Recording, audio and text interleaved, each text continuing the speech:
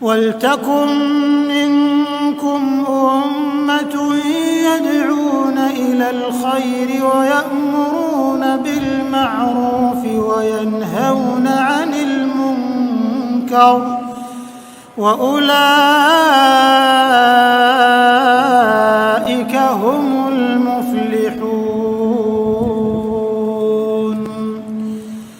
وَلَا تَكُونُوا كَالَّذِينَ تَفَرَّقُوا وَاخْتَلَفُوا مِنْ بَعْدِ مَا جَاءَهُمُ الْبَيِّنَاتُ وَأُولَئِكَ لَهُمْ عَذَابٌ عَظِيمٌ. Bersempena dengan kehadiran bulan Maulidur Rasul sallallahu alaihi wasallam, Yayasan Dakwah Islamiah Malaysia telah melancarkan satu projek mega yang diberi nama Bulan Dakwah, di mana Bulan Dakwah ini adalah merupakan satu kempen untuk menjayakan program dakwah negara di bawah Yayasan Dakwah Islamiah Malaysia. Justru itu kita mensasarkan sepanjang tempoh kempen Bulan Dakwah 2000 skala program ataupun aktiviti. Jadi oleh kerana itu insya-Allah Bulan Dakwah ini akan mencetus gelombang dan mencapai hasrat untuk melestari gerakan dakwah. Dan kita memang senantiasa berkolaborasi dengan pelbagai pihak, terutama NGO dan juga NGI yang berorientasikan gerakan dakwah untuk menjayakan aktiviti ini, insya-Allah.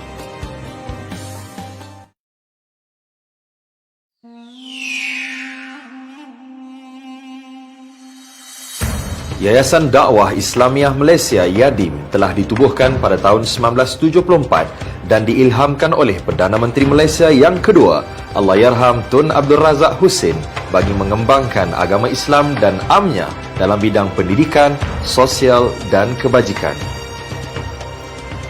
Yadim adalah sebuah badan amanah yang didaftarkan di bawah Trust Incorporation Ordinance 1952 yang bertanggungjawab secara langsung kepada Yang Amat Berhormat Perdana Menteri. Dalam menjalankan operasinya pula, Yadim memfokuskan kepada bidang dakwah, pengkaderan, pendidikan sosial serta kebajikan dan pada masa yang sama bertindak sebagai penyelaras NGO Islam di negara ini. Untuk mencapai tujuan tersebut, badan dakwah ini akan berpandukan kepada visi, misi dan teras yang berikut. Visi, peneraju gerakan dakwah di Malaysia secara inklusif dan bertindak sebagai badan dakwah bertaraf antarabangsa.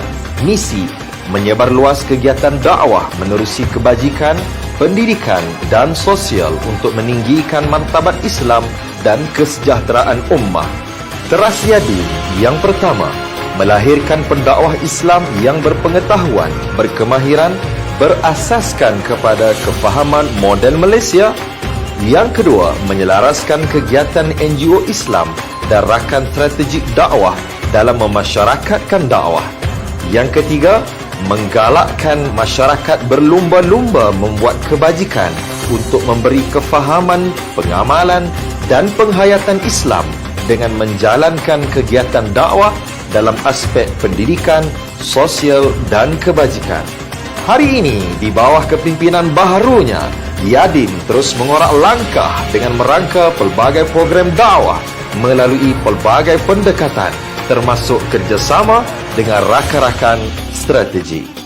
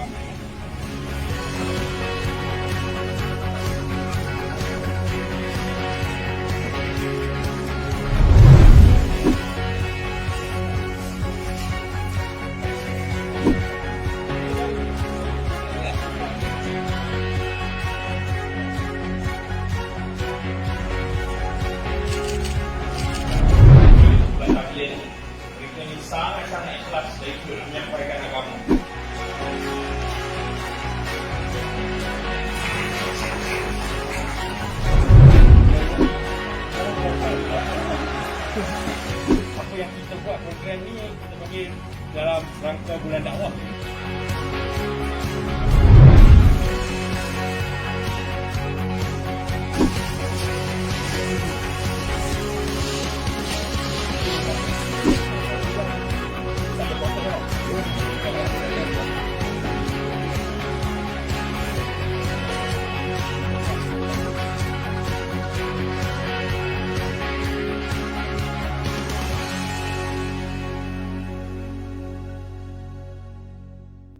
Alhamdulillah, hari ini kita telah pun berjaya melancarkan program Yadim Peduli Is'adul Usrah yang telah dilancarkan sendiri oleh Yang Berhormat Menteri di Jabatan Perdana Menteri Datuk Dr. Zulkifli Muhammad Al-Bakri.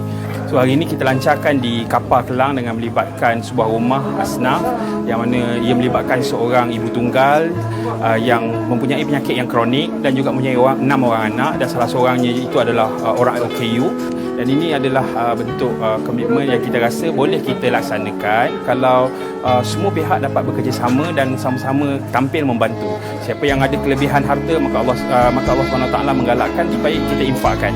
Siapa yang ada lebih tenaga, datang membantu. So kalau semua dapat membantu bersama-sama dengan Yadim, insya-Allah program ini kita akan kembang luaskan di seluruh Malaysia, dan kita akan santuni setiap ceruk pelosok negara untuk kita sampaikan program Is'adul Usrah seperti hari ini, insya-Allah.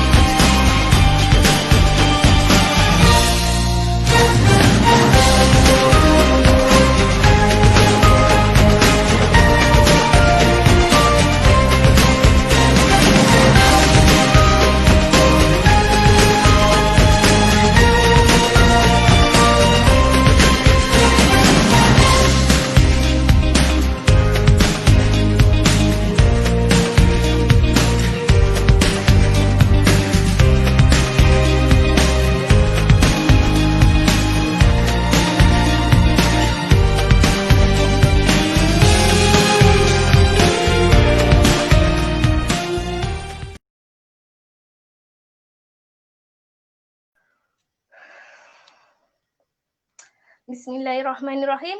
Assalamualaikum warahmatullahi wabarakatuh. Selawat dan salam kepada junjungan besar Nabi kita, Nabi Muhammad SAW. Segala puji bagi Allah yang sentiasa memberikan kita kenikmatan dan kerahmatannya. Apa khabar semua para penonton yang dimuliakan Allah? Terlebih dahulu, izinkan saya untuk memperkenalkan diri.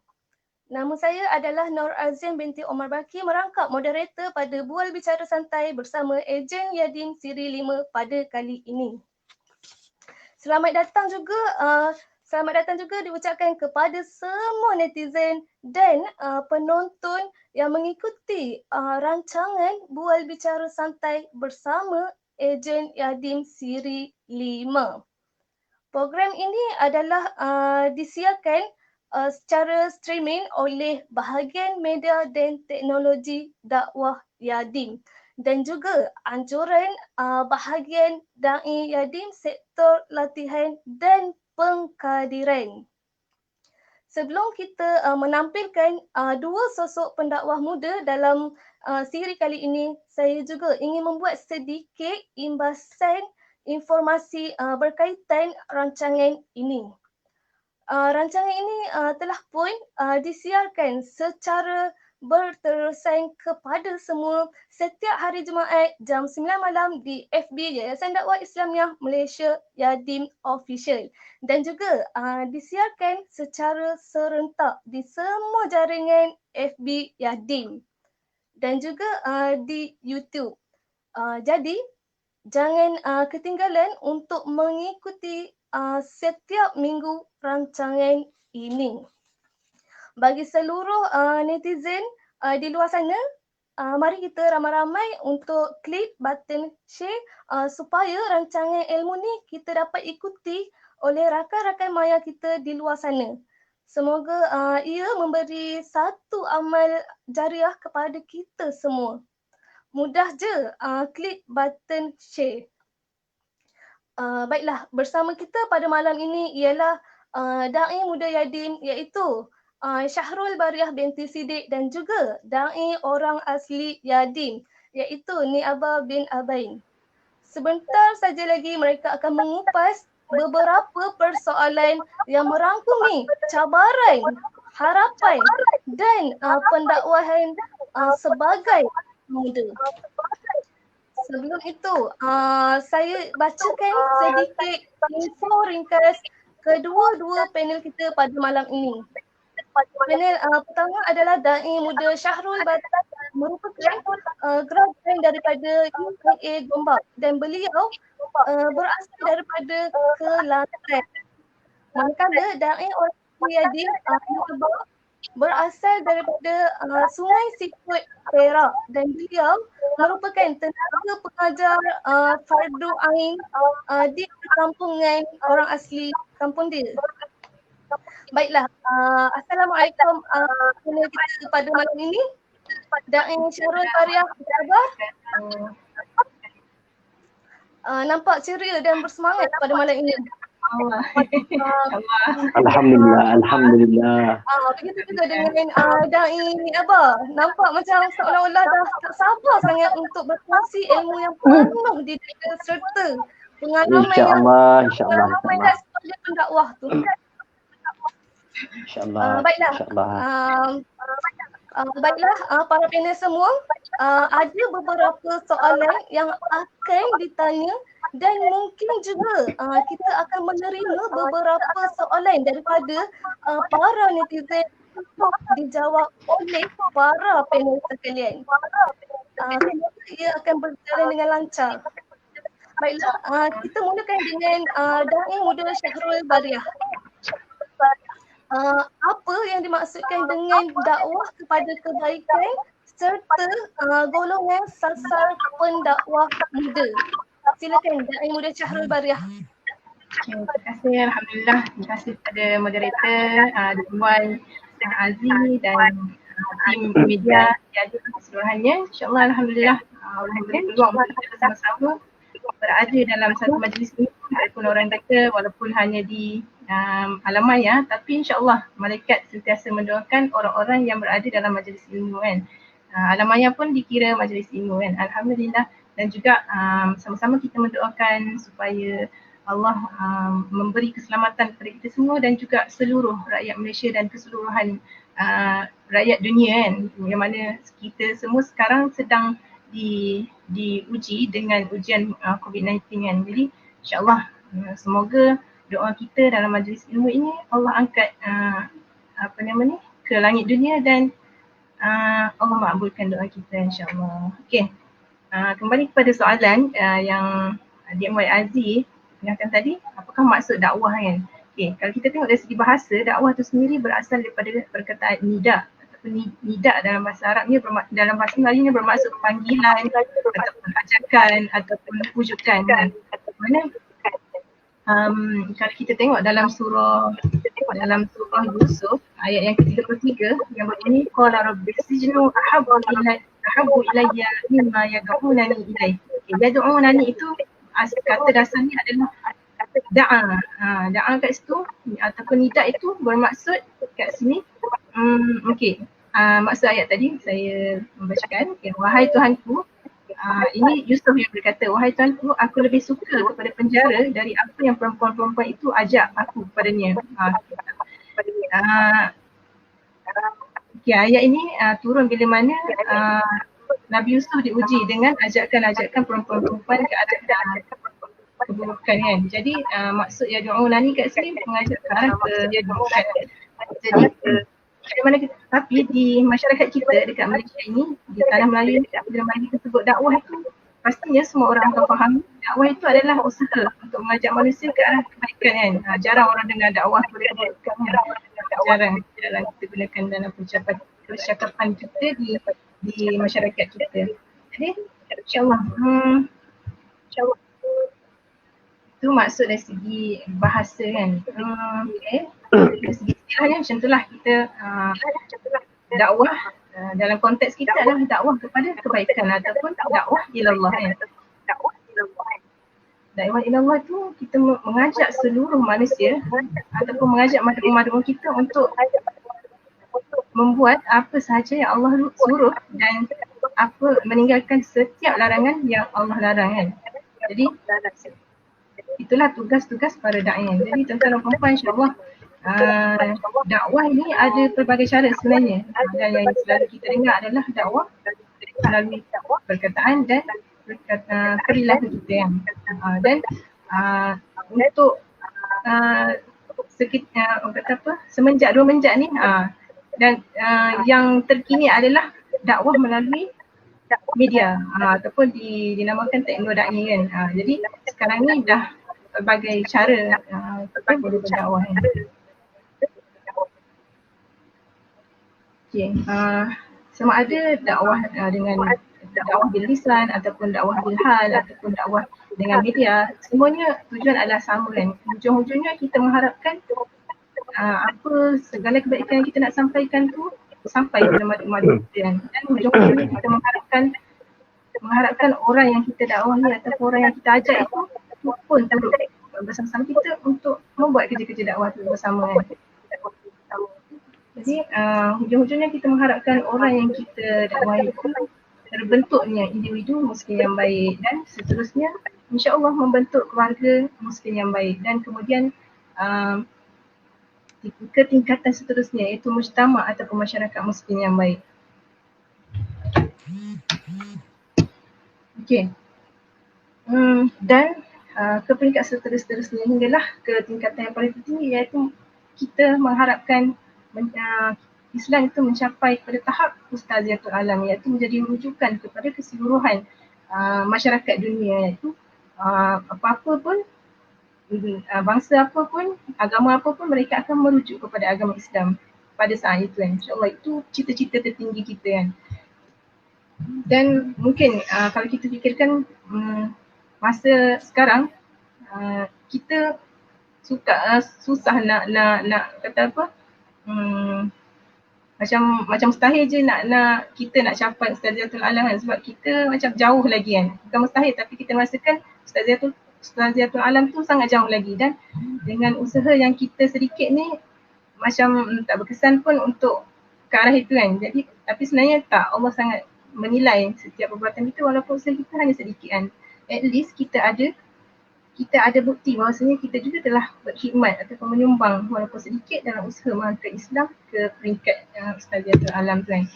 Dan ingatlah tuan-tuan dan puan-puan, peranan kita bukanlah orang kata apa, peranan menyampaikan dakwah ni bukanlah hanya pada bahu orang yang hanya berstatus ada title da'i ataupun ulama itu sendiri yang ustaz-ustazan. Tak, sebenarnya setiap Bani Adam itu Allah dah sebut dalam Al-Quran adalah khalifah. Tugas khalifah itu adalah da'i lah kan. Yang mana tugas sebagai khalifah tu ada dua. Yang pertama adalah ibadah. Ibadah tu hablum minallah. Ibadah kita dengan Allah kan. Dan yang kedua adalah imarah. Imarah ni inilah tugas-tugas kita kepada da'i, iaitu mengimarahkan Islam, agama Islam kita ini ke seluruh alam kan. Berkongsi dengan orang sekeliling kita, berkongsi dengan masyarakat sekitar kita dan sebagainya. Itu tugas kita sebagai khalifah, iaitu ibadah dan imarah. Okay. Balik pada soalan tadi, ada masalah kita yang Wayazi? Ada kan? Ada. Okay. Soalan tentang golongan sasar pendakwah muda kan. Kita alhamdulillah Allah memilih kita untuk mengenali Islam dan mengenali dunia dakwah ini di usia kita masih muda kan. Alhamdulillah, dan semestinya golongan sasar kita juga adalah golongan muda kan. Dan kerana itu jugalah Yadin sendiri telah banyak membuka ruang untuk golongan muda untuk menyertai program-program untuk memberdayakan para generasi muda untuk bersama-sama menyampaikan dakwah kepada masyarakat kan. Dan pada saya ringkaskan ataupun saya fokuskan hanya pada dua golongan, iaitu golongan pertama yang harus kita fokuskan adalah golongan yang paling dekat dengan kita. Contoh, golongan yang paling dekat dengan kita, dan yang kedua adalah golongan yang paling berpotensi kan. Golongan yang paling dekat dengan kita contohnya, contoh kita sebagai guru kan. Kita sebagai guru sekolah rendah. Jadi yang paling dekat dengan kita adalah murid-murid kita kan. Murid-murid kita. Jadi golongan sasaran kita adalah kanak-kanak kan. Kanak-kanak yang berusia antara 7 hingga 12 tahun. Jadi fokus kita dekat tarbiyah ataupun dakwah kepada kanak-kanak kan. Tarbiyatul aulad. Jadi kita fokus dekat situ. Kita kaji, kita selidik permasalahan yang berlaku di kalangan kanak-kanak dan sebagainya. Dan lepas itu kita come up with solution kan. Dan kita boleh bina modul bagaimana kita nak menyelesaikan masalah di kalangan kanak-kanak kan. Jadi itu lebih membuatkan dakwah kita itu lebih muntish ataupun lebih berkesan dan lebih terkesan di hati madu'un kan. Bukan sekadar kita hanya menyampaikan ceramah di umum, tapi kita kemuntijan ataupun keberkesanan tu kita tidak nilai ataupun kita tidak ukur selepas kita menyampaikan dakwah itu sendiri. Jadi yang kedua tadi, kita pilih golongan sasar yang paling berpotensi kan. Contohnya dekat kita duduk di kawasan perumahan kan. Duduk di kawasan perumahan, contohnya dekat kawasan perumahan kita ada satu pusat tahfiz kan. Contoh pusat tahfiz ni biasanya penghuni-penghuninya adalah golongan remaja kan. Jadi golongan sasar yang kita boleh ambil kat situ adalah golongan remaja kan. Dan dekat situ kita boleh kaji apa permasalahan yang remaja selalu hadapi, dan juga berpotensi ni juga kita boleh definisikan mudah untuk kita bentuk kan. Sebab budak tahfiz ni memang dah baik, memang dah kata hafal Quran, jaga solat dan sebagainya, dan mudah untuk kita bentuk, mudah untuk kita train dia sebagai untuk dia pula menjadi da'i dan penyebar dakwah-dakwah kepada rakan-rakan sebaya mereka kan. Jadi dekat situlah peranan kita untuk membentuk mereka untuk menjadi seorang da'i kan. Bukan sekadar kita hanya menyampaikan ceramah ataupun touch and go kan. Bila mana kita memilih golongan sasar yang lebih dekat dengan kita dan lebih berpotensi ni, kita selepas tu kita boleh untuk follow up dia. Kita boleh adakan sesi pertemuan seterusnya untuk memastikan mereka berada di landasan yang benar dan berada di landasan yang seharusnya seorang da'i itu lalui lah kan, supaya nanti dia boleh membesar, growing sebagai seorang da'i yang bermanfaat pada umat kat luar kelak kan. Okay, insyaAllah itu saja Azmi. Okay. Kan ada masa lagi? Ada lagi ke? Okay, tak apa, kita simpan penjelasan seterusnya untuk next round insyaAllah. Baiklah, terima kasih kepada Da'i Muda Syahrul Bariah. Sesungguhnya kalau kita tengok berdakwah itu bukannya mudah, tetapi ia ada pelbagai cara yang menjadi mudah. Tetapi mungkin kita tidak tahu bagaimana caranya. Dan mungkin juga Da'i Ni Aba boleh menjawab soalan seterusnya agar dapat memahami cara berdakwah yang lebih mudah. So, bagaimanakah dakwah yang paling mudah dan yang paling simple dan yang paling senang untuk diterima oleh semua masyarakat? Dipersilakan Da'i Ni Aba. Alhamdulillah, syukur kita kepada Allah. Pertama sekali, terima kasih kepada pihak Yadim kerana bagi peluang kongsi ilmu dekat live ni. Yang pertama kali, terima kasih kepada monitor kita, DMY Aziz dan sahabat kita lagi satu, DMY Syahrul Baria binti Syidik, betul? Okey. Soalan yang diberi oleh DM Meritor tadi, bagaimana dakwah yang paling mudah dan simple dan paling senang diterima oleh masyarakat kita di dunia ni, insya-Allah. Yang pertama, kita sebagai seorang dai ni haruslah bijak. Bijak membuat sesuatu perkara. Contoh macam kita berdakwah kat kampung, dekat pekan, dekat luar. Bagaimana cara nak menarik orang ni dengan cara yang mudah dan senang. Yang pertama, kita macam contoh kat kampung, kita boleh buat aktiviti sukan. Lepas tu kita boleh buat macam pertandingan apa ke yang berkaitan. Jadi benda tu berfaedah, jadi benda tu berkaitan dengan agama. Contoh je macam aktiviti sukan tadi. Kalau kita buat hari, insya-Allah, walaupun tujuan kita sebenarnya nak menyampaikan agama, tapi kerana kita bijak dan pandailah menarik orang ni dengan cara yang baik adalah kita buat aktiviti supaya orang ni macam suka, seronok. Apabila kita dah buat macam tu, insya-Allah orang akan mudah dan faham terima agama Islam ni. Jadi menerusi cara dengan mudah dan baik adalah macam tadilah buat aktiviti sukan, buat riadah ke, lepas tu buatlah pergi dekat sungai tu buat mandi ke, lepas tu buatlah tazkirah tentang agama berkaitan dengan Islam ni, insya-Allah.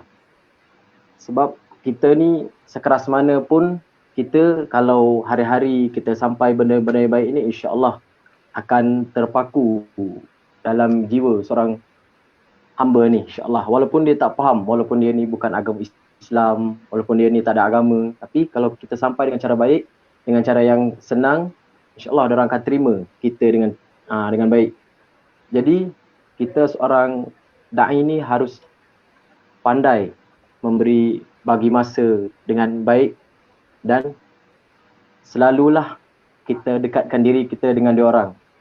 Contoh kita pergi kampung tu, kita tegur orang, lepas tu kalau contoh orang jamu benda-benda apa ke, macam teh ke, roti ke, makanan ke, lepas tu kita kena layan lah. Kita kena layan baik. Sebab kita ni dai kita kena tunjuk sikap yang baik. Macam mana akhlaknya Nabi Muhammad kita tu, macam mana dia tunjuk dengan dia punya sahabat-sahabat dia macam mana. Jadi kita kena ikut jejak Nabi tu, macam mana dia sampaikan ilmu Islam ni kat kita. Sebab kita ni tugas kita ni adalah besar sangat. Kita seorang dai ni tugas kita adalah besar sangat. Sebab dai ni tujuan kita untuk mengajak, menarik manusia ni ke jalan yang benar. Jadi cara yang mudah dan simple tadi, itulah kita boleh buat aktiviti sukan apa benda yang berkaitan dengan agama Islam. Jadi contoh benda-benda yang senang lah, benda-benda yang baik yang boleh diterima oleh masyarakat kita di luar ke, di kampung ke, di luar bandar ke. Kita selalulah diri kita ni jangan riak, jangan sombong, jangan belagaklah dengan diorang. Sebab kalau kita tunjuk sikap-sikap macam tu, walaupun kita buat aktiviti sukan kat kampung, walaupun kita buat aktiviti sukan dekat luar, diorang akan jauh dari kita. Sebab apa? Sebab sikap kita, akhlak kita tak baik terhadap diorang.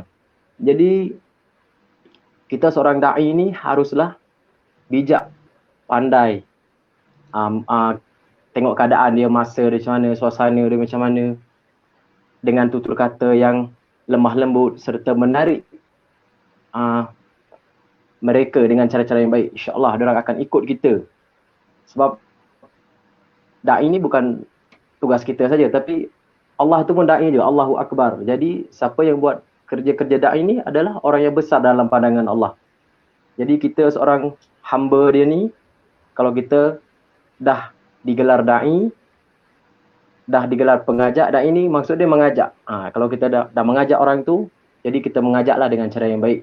Jangan kita rasa kita ni kita sombong dengan kelebihan kita riak dengan kelebihan kita. Kita seorang da'i ni kena bijak. Bagi masa, keadaan dia macam mana, menarik perhatian diorang macam mana, kita layan diorang dengan baik, buat aktiviti sukan dekat kampung ke dekat luar ke, macam-macam aktiviti berkaitan dengan agama Islam. Jangan kita buat aktiviti merapu pula, macam-macam aktiviti yang tak berfaedah, aktiviti yang boleh menghancurkan hidup diorang. Nanti diorang macam susah nak dekatkan diri dengan Islam. Jadi kita seorang da'i ni, kita kena pandailah mengurus sesuatu pekerjaan tu dengan baik dan cekap. Sebab kita nak sampaikan satu perkara kepada manusia ni bukan senang. Contoh macam kertas tu putih, cantik. Tapi kalau kertas tu tak ada pen, kertas tu dia akan jadi putih je. Tapi kalau ada pen, dia akan boleh macam-macam dia boleh jadi. Dia boleh bentuk lukisan, macam-macam boleh bentuk. Tapi kalau kertas tu sombong dengan pen, maka kertas tu akan kosong dan kertas tu akan monyok. Tak ada teman dia. Jadi kalau kertas tu tak sombong dengan pen, dia perlukan pen, insya-Allah pen akan bentukkan badan dia dengan macam-macam bentuk. Jadi kita seorang da'i, kita kena pandailah, kita kena bijak, kita kena macam-macam buat aktiviti ni dekat kampung ke dekat luar ke. Kita sebagai da'i ni kita kena banyak buat aktiviti. Walaupun kita ni macam kurang pandai, macam kurang ilmu, tapi kita kena juga kita kena cari juga bagaimana cara nak menarik orang ni memeluk agama Islam. Bagaimana kita nak tarik orang ni dari api neraka ke syurga, macam mana cara dia. Jadi kita kena pertama tadi kita buat aktiviti sukan kat kampung, lepas tu kita buat ziarah kat kampung, macam kampung yang kita tak pernah pergi, kita kena pergi. Macam kampung ni tak pernah pergi, kita kena pergi. Kita kena muka kita ni kita kena bagi orang nampak muka kita ni. Kita kena ziarah dari rumah ke rumah, dari naik bukit turun bukit, masuk kota keluar kota, masuk kampung keluar kampung. InsyaAllah apabila kita berjalan menuju arah dunia ni, insyaAllah Islam akan tersebar dengan keadaan yang baik, insyaAllah. Dengan dakwah kita yang simple tadi, insyaAllah orang akan terima dalam keadaan yang baik. Jadi mungkin setakat itu sajalah yang saya boleh share dan sampaikan dekat live ni, bertentang bagaimana dakwah yang paling mudah dan simple dan paling senang diterima oleh masyarakat, insyaAllah. Alhamdulillah, baru kita tahu bahawa dakwah itu sebenarnya sangat mudah. Cuma kita yang tidak terfikir, malah ada yang berfikir dakwah itu perlu menghafaz hadis, menghafaz Quran, tetapi sebenarnya dakwah ni lebih kepada tindakan. Baiklah, sebelum kita memasuki pusingan yang kedua, ada soalan kepada Niaba. Orang Malaysia sudah sebati dengan kepercayaan bahawa orang asli banyak ilmu hitam. Apakah benar? Dipersilakan Niaba. Okey, ayat. Macam mana ulang soalan, tak faham, ulang lagi, ulang balik.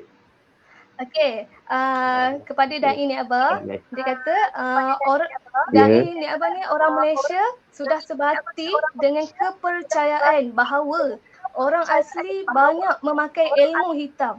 Apakah sama ada dia benar ataupun tidak? Jelas tak? Ilmu hitam. Okey. Okey. InsyaAllah. Okey. Yang tu menurut kita punya adat lah. Tapi kalau zaman dulu memang ada benda tu. Memang ada. Tapi zaman sekarang ni semua dah kenal siapa Tuhan, siapa Allah tu. Jadi nak terangkan memang susah lah sebab ni apa pun muda baru lagi. Tu yang zaman-zaman dahulu memang diorang tahulah macam pasal-pasal ilmu hitam tu, pasal-pasal yang tadi lah. Sebab Niaba memang kalau pasal tu Niaba memang tak tahu. Sebab kat kampung Niaba tak pernah lagi orang yang mengamal ilmu hitam ni macam tadi lah, benda-benda syirik ni tak pernah jumpa lagi.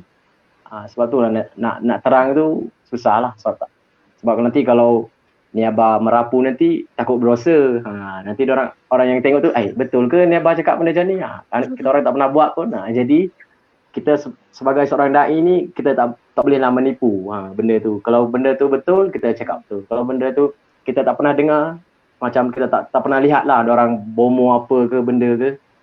So kita tak payahlah nak lebih-lebih ke cerita. Takut nanti Allah nanti turun bala kat tempat Niaba habis matilah Niaba seorang ke sini. So minta maaf lah pada yang bertanya soalan tadi, bukan Niaba tak dapat jawab sebab Niaba tak tahu perkara tu. Okey, itu saja. Okey, baiklah. Terima kasih.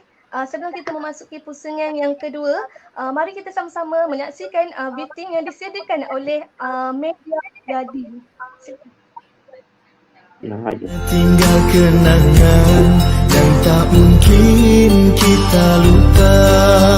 Kirimkan kabar selalu seiringan hembusan bayu, sekadar pengumpat rasa rindu di kalbu.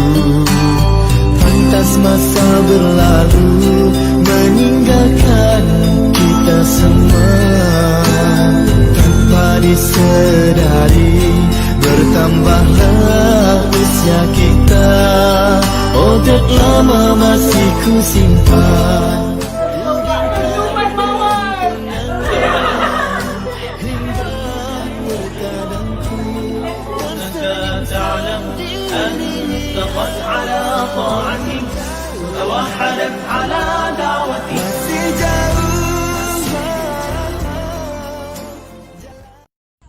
Ayat 30 sampai 39 kot. Ada paling-paling satu ayat ada satu. Ayat kan lain-lain, tengok cerita. Cuba cek point kat ayat lain. Fahami cerita ayat tu. Setiap ayat tu dah ada cerita lain-lain. Tapi bersambung. Aduh. Sampai kan ini.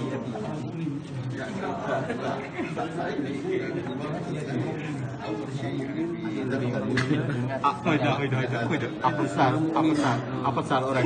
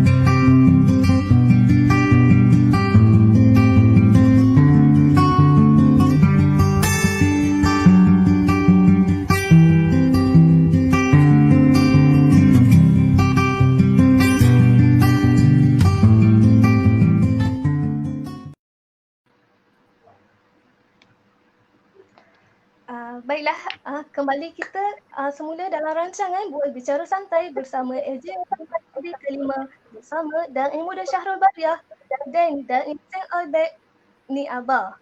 Baiklah, kita ke soalan yang seterusnya.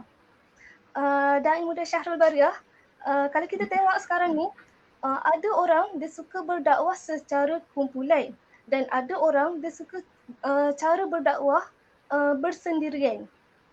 Apa kelebihan antara dakwah secara kumpulan dan dakwah secara bersendirian? Dipersilakan Da'i Syahrul Bariah. Baik, terima kasih kepada DMY Aziz. Alhamdulillah. Jadi bersebab pula tengok video tadi kan. Okay, Alhamdulillah, okey. Kelebihan antara dakwah berkumpulan dan dakwah bersendirian kan. Masing-masing sebenarnya ada kekuatan tersendiri dan masing-masing ada kelebihan tersendiri dan masing-masing juga mempunyai pilihan kesendirian yang mana lebih buatkan diri selesa untuk memilih. Jadi boleh memilih sama ada sendiri ataupun berkumpulan kan. Tapi dari segi peribadi, pendapat peribadi saya sendiri, saya lebih memilih untuk berkumpulan sebab saya merasakan saya tidak cukup kuat untuk bersendirian kan. Jadi bagi orang yang berkemampuan insyaAllah boleh untuk bersendirian kan. Jadi suka untuk saya kongsikan dekat sini kisah dalam Al-Quran dalam surah Al-Kahfi kan. Subhanallah, kebetulan pada hari Jumaat dan semua insyaAllah semua kita baca Al-Kahfi kan. Dan di hujung-hujung surah Al-Kahfi tu ada kisah tentang Iskandar Zulkarnain. Iskandar Zulkarnain ni seorang raja yang sangat terpengaruh dan memang semua mengenali baginda ni. Jadi mana kisah ni ada satu kaum dia datang jumpa Iskandar Zulkarnain untuk meminta pertolongan yang mana pada ketika itu telah datang Ya'juj dan Ma'juj yang mana datang membuat kerosakan dekat kawasan mereka kan, yang sangat jahat kan. Jadi mereka minta tolong untuk buat benteng mana boleh menyekat Ya'juj dan Ma'juj tu di sebalik bukit kan. Dan apa yang Iskandar Zulkarnain tu dia kata bawakanlah aku kepingan ataupun potongan besi yang mana boleh aku buat benteng untuk menghalang daripada Ya'juj dan Ma'juj ni keluar daripada tempat kurungan kan. Di mana Iskandar Zulkarnain boleh je dia nak bawa sendiri kan, dia nak ambil sendiri sebab dia memang ada kemampuan kan. Tapi dia menyuruh kaum tersebut untuk bawakan dia potongan-potongan besi kan. Dan bila kaum itu telah bawa potongan-potongan besi tu, dia minta lagi bawakan aku cairan logam yang mana boleh aku curahkan dekat kepingan besi tu supaya menjadi benteng yang kukuh dan kuat daripada halangan daripada keluarnya Ya'juj dan Ma'juj itu sendiri. Dan setelah siapnya benteng tu, subhanallah betapa kukuh dan kuat sehingga sekarang Ya'juj dan Ma'juj tu tak berjaya untuk melepasi tembok itu kan. Dan katanya hasil daripada kerjasama Iskandar Zulkarnain dengan kaum yang disebut dalam Al-Quran, kaum yang dijumpai di sebalik bukit tu, hasil kerjasama itu menghasilkan sebuah benteng yang sangat kuat dan kukuh kan. Mana perlunya Allah nak mengajar kita, perlunya hidup ni buat apa sahaja kerja ataupun sesuatu penghasilan tu dengan bekerjasama, itu berkumpulan yang mana jadi kita tak nafikan kalau berseorangan pun insyaAllah kita boleh memberi impak yang besar, tapi mungkin tak sehebat impak yang kita dapat daripada kerjasama dalam kumpulan kan. Mana kalau kita tengok dekat Malaysia ni sangat banyak NGO ataupun pertubuhan ataupun persatuan yang objektifnya adalah untuk menyampaikan dakwah ataupun menghidarkan masyarakat kepada kehidupan Islam yang sebenar kan. Dan juga ada juga NGO ataupun badan-badan pertubuhan ni objektifnya untuk menyampaikan kebajikan yang mana balik-balik pada bawa masyarakat ke arah Islam ni. Jadi pada pendapat saya kita eloklah untuk kita bersama-sama. Contoh dekat Yadim sendiri kan, banyak menganjurkan program-program yang boleh bekerjasama dalam buat kebajikan kan. Okey. Jadi contohnya Yadim sendiri telah berjaya reach pada kampung-kampung dakwah tunan muslim, dakwah kepada masyarakat majmuk dakwah kepada masyarakat kota, gelandangan, even dekat pelosok-pelosok perkampungan orang asli pun jadi berjaya kan, sehingga kan ada sekarang ni dah ada pelatihan untuk da'i orang asli yang subhanallah. Katanya pentingnya untuk kita buat kerja secara berkumpulan kan. Kalau kita berseorangan, kita mungkin tak berapa nak boleh pergi jauh kan. Teringat satu kata-kata, if you want to go fast, you go alone. If you want to go far, so you go together kan. Katanya dah banyak terbukti dekat dunia ni kalau kita buat bersama-sama, bekerjasama, insyaAllah impak penghasilan kita tu akan menjadi lebih besar, insyaAllah. Okay. Wallahualam, itu saja yang saya kongsikan tentang pendapat saya tentang kelebihan dakwah kumpulan dengan kelebihan dakwah bersendirian. Okay. Wallahualam. Okey, terima kasih kepada Da'i Muda Syahrul Bariah atas kupasan yang sangat menarik. Saya sebenarnya pernah terlibat dengan program orang asli di beberapa tempat. Macam contoh baru-baru ni saya terlibat dengan program ziarah mahabah orang asli di perkampungan dekat Perak lah. Saya melihat bukan mudah menjadi anak orang asli. Dalam masa yang sama mereka melakukan dakwah tu di perkampungan mereka. Baiklah, soalan yang seterusnya adalah kepada Da'i Ni'abah. Bolehkah kongsikan cabaran sebagai da'i orang asli terutamanya dari segi keluarga, masyarakat kampung dan orang luar? Dipersilakan Da'i Ni'abah.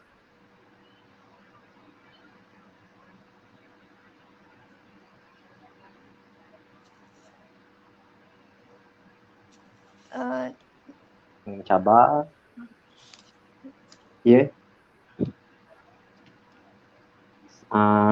Cabaran cabaran terutama dari segi keluarga, masyarakat dan orang luar. Okey, terima kasih. Cabaran dari segi keluarga ni macam hari tu lah. Ni Abah nak pergi ke Pangkor. Tapi last minute tak jadi nak pergi dah sebab mak cakap tak boleh sebab sekarang ni musim Covid. Jadi itu adalah satu cabaran dari segi ni lah keluarga. Kalau masyarakat pula, cabaran dari segi masyarakat, kalau macam ni Abah kan orang asli, macam kat kampung ni Abah kan, orang dah kenal ni Abah macam mana, baik buruk ni Abah macam mana. Jadi kalau kita dah digelar seorang da'i ni, nak dakwah balik, nak sampaikan ilmu agama ni memang agak sukar lah. Sebab diorang dah tahu dah baik buruk kita macam mana. Nanti contoh kita terang, jomlah kita solat, mengaji apa semua. Nanti diorang boleh balas balik je, dulu pun ni Abah pun tak mengaji, tak solat dia. Jadi itu adalah satu cabaran di kalangan masyarakat orang asli kampung ni Abah sendirilah. Yang tu masyarakat ni Abah sendiri. Kalau orang luar pula, kita ni Abah ni orang asli, lepas tu nak berdakwah kat luar pula. Kat luar ni semua orang pandai, semua orang yang tinggi-tinggi ilmu. Kita yang kurang ilmu ni nak berdakwah kat luar ni memang agak sukarlah, macam-macam. Ilmu kita pun kurang kan. Lepas tu nak berdakwah orang-orang yang hebat ni. Orang ni ada ilmu. Contoh dia ni Islam. Lepas tu dia tak solat kan. Kita ajak dia solat. Jom kita solat. Saya ni lebih hebat daripada awak lah. Saya lebih mulia daripada saya pandai ni Quran bersungguh kan. Tapi itu sebagai cabaran dekat luar lah, dekat luar bandar lah, maksud luar kampung. Jadi 3 cabaran yang di MY Aziz bagi ni memang mencabar. Yang pertama tadi, yang kat keluarga tadi memang mencabar. Dulu semasa ni Abah nak menjadi seorang Islam ni, nak memeluk Islam ni memang susah. Kita punya masyarakat kan, Abah punya masyarakat sini, orang susah nak terima. Orang cakap, kamu tak Islam tak boleh lah. Kamu tak boleh semayang lah sebab kamu tak Islam. Macam-macam. Itu satu halangan bagi ni Abah nak jadi seorang Islam ni. Jadi ni Abah ni tak pedulilah dengan kata-kata diorang, dengan apa halangan diorang, sebab kita nak jadi hamba Allah yang baik ni, kita kenalah berusaha. Kita jangan diorang cakap sikit lepas tu down terus. Diorang cakap sikit lepas tu lari balik kampung. Okey, kamu orang Seli, kamu tak pandai balik kampung. Lepas tu kita down terus. Kita tak boleh macam tu. Kita semua ni makhluk Allah. Kita semua ni dicipta daripada tanah, semua sama. Kita lahir daripada air yang kotor semua. Tak sempurna pun. Cuma kita kena hadapi, siapkan diri kita untuk berperang. Yang tadi, yang pertama tadi keluarga, yang kedua masyarakat, masyarakat Niaga sendiri, yang ketiga orang luar lah. Jadi macam mana kita nak menghadapi cabaran yang dekat luar, yang dekat dalam, lepas tu dekat keluarga kita sendiri. Jadi dalam tiga-tiga ni cabaran yang Niaga hadapi yang paling teruk lah, yang paling rasa macam nak move on, macam rasa tak boleh lah, tak boleh nak jadi hamba Islam lah, tak boleh nak meluk Islam macam ni, agama Islam ni terkurung apa semua kan. Dua, masyarakat Niaga sendiri, lepas tu orang luar. Yang keluarga tadi alhamdulillah, sebab family Niaga ni semua alhamdulillah dorang faham. Dorang faham dari segi kita sendiri, dari segi Niaga sendiri macam mana. Jadi tapi keluarga Niaga tadi ada satulah seorang ni yang macam susah nak terima agama Islam ni. Arwah ayah bah lah, dia macam susah nak terima agama Islam ni. Dia macam dia hukum, dia jenis macam kalau dia tak Islam, tak Islam lah. Dia jenis macam tu je. Dia tak nak campur minyak dengan air, dia tak nak campur pasir dengan beras, dia tak nak macam tu. Dia nak satu je. Kalau dia tak nak Islam, tak ada Islam je. Jadi macam mana cabarannya Niaga nak bagi dia masuk agama Islam ni. Jadi tu ada satu cabaran yang luar biasa lah bagi Niaga sendiri, sebab bukan senang kita nak hadapi orang-orang macam ni. Orang lagi-lagi kalau contoh kita hadapi orang Kristian, kita hadapi orang yang lain daripada macam Buddha ke, agama-agama lain, agama kita sendiri ke, macam tu. Nak hadapi macam mana cabaran dia? Kita kena hadapi benda macam ni. Jadi bagi Niaga lah, nak kepada MY, Azi dan Sarul Biah dan lain-lain, kita sebagai seorang Islam, yang pertama kita janganlah rasa macam down terus. Macam orang kata apa-apa kita down terus. Tak boleh. Kita kena usaha lagi sampai kita dapat. Jadi setakat tu sajalah yang boleh Niaga terang. Takut nanti kalau terang habis nanti diorang menangis nanti. Itu masalah dia. Jadi mana yang Niaga boleh kongsi, Niaga kongsi. Mana yang kurang tu memang dari diri Niaga sendirilah. Sebab benda ni memang banyak cabaran ni. Kalau nak cerita pun mungkin esok pun tak habis. Tapi insyaAllah mana yang Niaga boleh sampai, Niaga sampai lah. Setakat tu sajalah yang Niaga boleh sampai kan. InsyaAllah. Masya Allah. Begitulah sebenarnya betapa kuatnya dua anak muda macam Da'i ni Abah. Walaupun masih muda tapi semangat mereka sangat-sangat luar biasa. Baiklah, kita ada beberapa soalan daripada netizen. Minta panel untuk menjawab. Kalau dah kahwin, susah tak dakwah? Kepada Da'i Syahrul Bariah. Silakan. Allah, tak macam kemas ni. Okay, kalau dah kahwin lah. Allah alam saya sendiri pun belum ke fasa perkahwinan tu. Tapi berdasarkan pemerhatian saya dengan orang-orang sekeliling saya, insyaAllah dakwah tu datang dari diri kita kan. Bagaimana kita menguruskan diri kita, bagaimana kita menguruskan masa kita dan bagaimana kita menguruskan keluarga kita, bergantung pada kita kan. Jadi apa-apa pun family memang nombor satu dan dakwah tu bukanlah nombor dua. Jadi dua-dua kena seimbang kan. Itulah penting yang untuk kita menimba ilmu dan seimbang ilmu keseimbangan dalam kehidupan kan. Kita kalau boleh kita tak naklah tinggal salah satu kan. Jadi kita nak perform dalam semualah dalam kehidupan kita, dalam keluarga kita, dalam dakwah dan sebagainya. InsyaAllah. Jadi perkahwinan tu tidak menghalanglah untuk kita buat kerja dakwah insyaAllah. Itu saja. Okay. Terima kasih. Soalan yang seterusnya kepada Ni Abah, betul ke kalau kita orang asli no bila memeluk Islam menjadi Melayu? Itu soalannya daripada Muhammad Saiful Azhar. Silakan. InsyaAllah. Sebenarnya contohlah macam soalan Ustaz tanya tadi, kalau kita OA lepas tu memeluk agama Islam jadi Melayu macam tu. Macam tu ke soalan dia? Okey. Ya. Sebenarnya okey. Sebenarnya kalau kita memeluk agama Islam kita jadi Melayu, lepas tu kita ni sebenarnya bukan memeluk agama Islam kita jadi Melayu, sebab Islam ni agama Allah. Sebab orang Melayu pun mula-mula tak ada agama. Jadi agama ni bukan datang daripada orang Melayu. Agama ni datang daripada Allah. Jadi kalau macam kita memeluk agama Islam, kita jadi orang Islam lah. Orang asli tetap orang asli, orang Islam tetap orang Islam. Orang Melayu tetap orang Melayu, orang Islam tetap orang Islam. Macam tu. Bukan kita pakai baju terus kita jadi Ultraman. Logik ke? Kita pakai baju terus kita boleh jadi besar, betul? Tak logik kan? So Allah cipta manusia ni sebagai insan di sisi dia. Sempurna, cukup sempurna. Agama Islam ni cukup sempurna. Jadi macam tadi kan dia cakap kita orang asli, lepas tu masuk Islam jadi Melayu. Dia tak macam tu. Sebab tu kalau kita masuk Islam, asli tetap asli lah.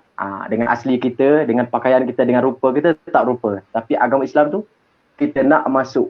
Sebab Islam tu agama Allah kan. Jadi kita sebagai hamba Allah ni, kita jangan fikir kita jadi kita kalau kita nak Islam, kita kena jadi, kalau kita nak kalau kita meluk Islam kita jadi orang Melayu. Tak, bukan macam tu. Mungkin banyak orang, memang betul soalan tu dah dulu dari ni abang pernah dengar lah. Orang cakap kalau tak nak nanti kalau masuk Islam jadi Melayu, orang cakap macam tu. Bapa pun pelik, kenapa dia orang cakap macam tu? Mungkin orang belum memahami lagi. Jadi sebenarnya konsep dia, kalau kita memeluk agama Islam tu, tujuan kita bukan nak jadi orang Melayu. Terus tujuan kita adalah untuk taat perintah Allah dan macam solat. Kalau hukum solat, apa syarat wajib kita solat?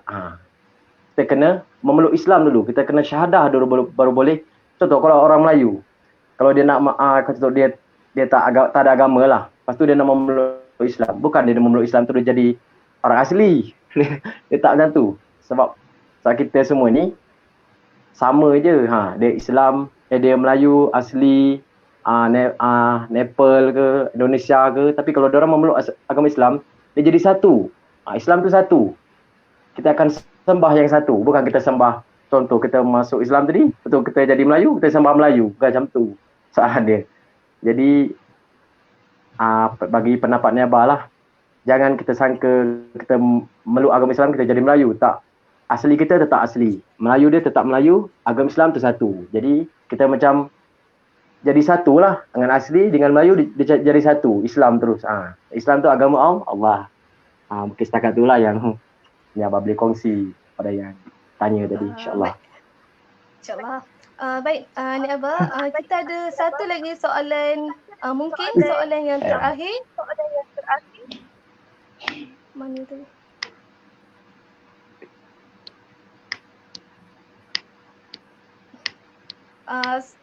Tak apalah, kita semakin menghampiri baiklah, dah muncul dah soalan dia. Berapa tahun dai orang asli ni dah memeluk agama Islam? Berapa tahun dah? Silakan. Ni Abah ke? Ni Abah ke? Soalan dia, berapa tahun dai Ni Abah dah memeluk Islam? Soalan dia tertuju kepada dai Ni Abah. Okey. Terima kasih. Okey. Sebenarnya Ni Abah ni sebelum memeluk Islam lah. Ni Abah kongsi sikit lah. Sebenarnya Islam ni Abah kenal masa Ni Abah kecil lagi. Masa Ni Abah sekolah rendah lagi. Masa Ni Abah sekolah rendah lagi, Ni Abah kenal Islam. Masa tu Ni Abah tak Islam lagi. Tapi yang jadi Ni Abah kenal Islam ni, Ni Abah tengok akhlak Islam ni. Ni Abah tengok akhlak Islam, betul Ni Abah tengok cara-cara Islam ni. Memang cukup sempurna di mata manusia.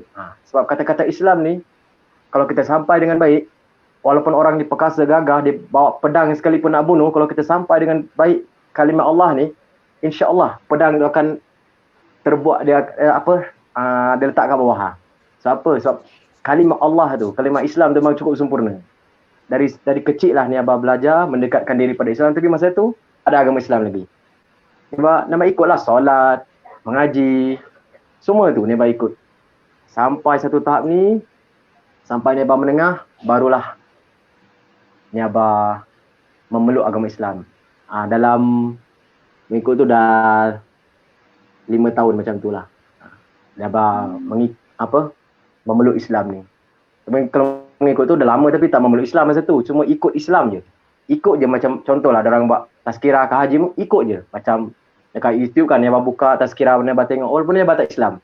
Sebab akhlak tu memang mencemburui. Rasa macam Allahu Akbar. Agama Islam rupanya agama yang indah, agama yang paling baik di sisi Allah. Jadi macam kita agama Islam patutlah bersyukur kerana macam korang lah, patut bersyukur sebab lahir dah Islam dah. Kalau macam Niabah ni memang rintangan dia macam-macam. Tapi Niabah rasa macam bersyukur. Akhirnya Niabah yang Niabah nak tu Niabah dapat. Niabah macam Niabah usahakan dari kecil nak jadi agama Islam. Lepas tu ada halangan, tapi akhirnya Allah buka juga hidayah tu sebesar-besarnya, akhirnya Niabah memeluk agama Islam. Sebab itulah tiada agama yang lebih tinggi daripada Islam dan tiada agama yang lebih luas daripada Islam. Jadi siapa yang tengok ni lah, yang tengok live ni, mana-mana yang tak Islam, mana-mana yang dah Islam, yang Islam tu patutlah bersyukur. Dan yang tak Islam tu, insya-Allah kami akan berjuang bermati-matian untuk menarik mereka ni ke jalan yang benar, insya-Allah. Setakat tu sajalah yang nak Niabah boleh sampai. Okay, terima kasih kepada Da'i Niabah. Kita semakin menghampiri masa penamat program pada kali ini. Sebelum itu, mari kita mendengar ulasan daripada para panel kita pada malam ini. Kepada panel Da'i Syahrul Bariah, apa keberkesanan program DMY Da'i Muda Yadim dalam membentuk generasi belia dakwah? Silakan. Keberkesanan saya Raja-Raja keberkesanan program DMY ni sendiri, alhamdulillah, apa saya kongsikan, apa yang saya dapat daripada DMY, program DMY ni subhanallah sangat bagus. Walaupun kita hanya berpeluang dalam sebulan lebih macam tu latihan secara fizikal, tapi selebihnya melalui dengan melalui online kan. Tapi subhanallah kat situ pun dah rasa impaknya pada diri sendiri. Tapi katanya program DMY ni sangat bagus dan apa yang Yadim sasarkan ni adalah sangat orang kata tersasar, sangat menepati sasaran lah kan. Mana seperti mana kata Sayyidina Ali radhiyallahu anhu, dia kata jika kamu nak kita nak tengok jika mana kita kalau kita nak tengok kalau kita nak melihat masa depan sesebuah negara tu, maka lihatlah para pemudanya pada hari ini. Katanya sasaran Yadim mengenerasi membina generasi dakwah dari kalangan golongan muda ni sangat tepatlah, dan saya rasakan dia sangat membantu golongan muda untuk grow potensi dalam diri. Dan kadang golongan muda ni dia ada orang kata pengetahuan, tapi cara nak menyampaikan tu kurang tahu kan. Jadi dekat program Da'i Muda Yadim ni lah kita mengasah skill-skill penyampaian, terutamanya di tema DMY kali ni adalah teknoda'i kan, di mana kita belajar bagaimana menyampaikan dakwah itu di social media kan. Dan alhamdulillah dekat selain kita diterapkan dengan ilmu foundation iaitu ilmu agama, Al-Quran dan Sunnah, kita diterapkan dengan ilmu teknologi itu sendiri, yang mana kita para da'i ini seharusnya berkembang seiring dengan perkembangan teknologi kekinian. Jika mana kita tengok ilmu lain ataupun aktiviti lain pesat berkembang melalui teknologi kan. Why not kita dalam bidang dakwah juga kita seiring dengan kemajuan teknologi sendirinya. Dia katanya subhanallah, tahniah pada Yadim berjaya menjalankan program DIY ni selama dah 2 tahun kan, dah 2 tahun betul-betul. Alhamdulillah, itu saja kot yang saya boleh simpulkan. Mari kepada DIY Azmi. Terima kasih kepada Da'i Muda Syahrul Bariah. Baiklah, kita kepada Da'i Nik Aba. Apa keberkesanan program Da'i Orang Asli Yadim dan cadangan untuk penambahbaikan? Silakan. Alhamdulillah, terima kasih DMY Aziz. Sebenarnya yang Yadim buat ni adalah satu kebaikan untuk masyarakat orang sendiri sebenarnya. Sebab andai kata kalau Melayu nak bentukkan orang asli ni memang susah. Sebab ibarat dia ayam dengan itik, dia tak faham. Dia popek-popek tak faham. Jadi alhamdulillah Yadim ni tubuhkan macam ni sebenarnya untuk nak permudahkan kita punya masyarakat kita sendiri. Jadi terima kasih dan terima kasih lagi lah banyak-banyak atas Yadim. Tujuan mereka buat macam ni adalah kita orang ni senang nak bentuk kaum kita orang sendiri. So kita orang asli kita faham. Kita boleh cakap bahasa kita orang sendiri. Kita boleh faham. Diorang pun boleh faham. Walaupun contoh kita masuk kampung orang asli kan. Kita orang asli, kita masuk kampung orang kita sendiri kan. Kita boleh, insya-Allah dakwah kita akan mudah dan senang diorang faham. Walaupun diorang ni tak nak solat lah apa semua. Baru-baru ni dakwah yang Niabah buat, alhamdulillah rasa bersyukur. Dapat satu tahap tu, selepas satu tahap tu hari tu kan Niabah buat satu kelas kelas Fardhu mengaji. Lepas tu adalah ustaz tu dia cakap, okey Niabah kena tutup sebab sekarang ni PKPB. Dia cakap dia kena tutup lah. Lepas tu dia cakap kalau nak buat kelas tu boleh tapi tak ada ni lah, tak ada duit kan bayaran tu kan. Lepas tu Niabah beritahu lah dengan anak-anak muda tu, dengan kanak-kanak tu cakap kelas dah tutup lah sebab PKPB. Diorang cakap tak apa, kita orang boleh belajar, bukan kira duit. Janji sampai je diorang macam seronok. Diorang dengan cara yang Niabah sampaikan kepada mereka. Sebab diorang macam tadi pun Niabah cakap Niabah ada live hari ni. Tak payah buat kelas dulu diorang macam tu. Macam mana nak ikut betul ni? Diorang macam terpesona dengan kata-kata Niabah, diorang macam suka dengan cara-cara yang Niabah bawa. Alhamdulillah, Niabah bersyukur kerana Allah bagi kelebihan yang ada pada Niabah. Sampai satu tahap tu tadi, Niabah macam, macam mana nak belajar diorang ke, nak live hari ni, Niabah pening. Jadi, inilah satu bukti kuasa Allah tu. Kalau kita betul-betul dekatkan diri kita dengan Allah, kalau kita ni betul-betul berjuang agama Allah, dan apa yang Yadim buat ni memang yang terbaik. Memang yang terbaik untuk masyarakat kita orang. Memang Niabah berasa macam Allahu Akbar. Beruntung kita ni dapat kerja bawah Yadim ni, sampaikan ilmu-ilmu Islam ni dengan kaum-kaum kita sendiri. Niabah rasa macam rasa susah nak balas baik jasa Yadim ni. Rasa nak macam mana nak balas balik jasa Yadim ni. Rasa macam sampai tu tadilah itulah macam diorang kan. Niabah macam hari tu Niabah buat kelas, buat aktiviti, sukan. Diorang macam bila nak buat lagi. Diorang macam seronok. Lepas tu Niabah sampai tu tahap tu solat tu 4 waktu tu penuh. Tak pernah Niabah seorang. Selalunya seorang, kadang Niabah pun ni kan. Tapi sekarang alhamdulillah rasa macam Allahu Akbar. Ada tentera-tentera pengikut-pengikut Niabah kat belakang solat. Alhamdulillah rasa macam Allahu Akbar. Rupa-rupanya diorang ni lebih faham kata-kata masyarakat kita orang sendiri berbanding dengan orang Melayu lah. Orang Melayu bukan tak boleh tapi lambatlah diorang nak faham. Kalau buat diorang buat aktiviti ke apa ke, contohlah dulu ada juga pendakwahkan masuk kampung. Diorang nak sampai ilmu ni memang susah. Diorang nak terima masyarakat orang memang susah. Jadi kita yang da'i orang asli 20 orang ni patutlah bersyukur kerana kita membentuk kaum kita sendiri ke depan lagi. Ilmu Islam ni bukan ilmu kita, ilmu Allah. Jadi kita sampailah ilmu Allah ni sebaik-baik mungkin. Kita bangkitlah masyarakat kita sendiri supaya diorang akan faham dan diorang akan kenal siapa Allah tu. Jadi inilah satu cara yang terbaik yang dibuat oleh Yadim terhadap kita orang sendiri. Mungkin setakat itulah ni Abah boleh kongsi. Terima kasih kepada DMY Aziz. Terima kasih kepada Daim Sen Oibek Yadim ni Abah. Okey, Alhamdulillah berakhir sudah siri kali ini. InsyaAllah kita berjumpa lagi pada masa yang akan datang pada hari dan waktu yang sama, tetapi moderator dan panel yang lain pula. Terima kasih kepada bahagian Da'i Yadim dan juga bahagian media dan teknologi dakwah yang menjadi penganjur program ini.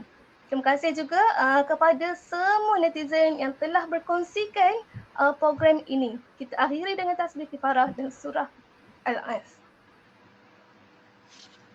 Okey, sebelum tu kita lihat dulu video meeting daripada media Yadim. Silakan.